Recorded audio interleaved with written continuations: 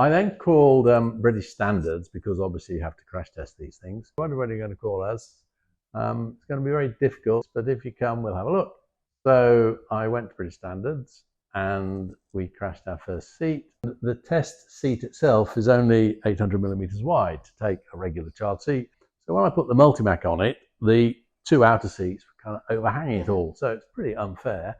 And they decided that the worst case scenario to test it was to have a 12-year-old, 6-year-old, 3-year-old, and a 9-month-old like that. So all the weight was on one side. So when we did the first crash test, it kind of slewed around.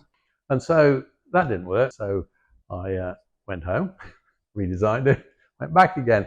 And we had some straps which anchored to the shoulder bit of the car seat.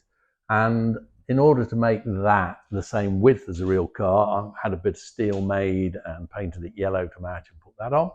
And that didn't quite work either. So I then devised these energy absorbing legs. And the advantage of those is that they will bend at a predetermined rate and then continue bending.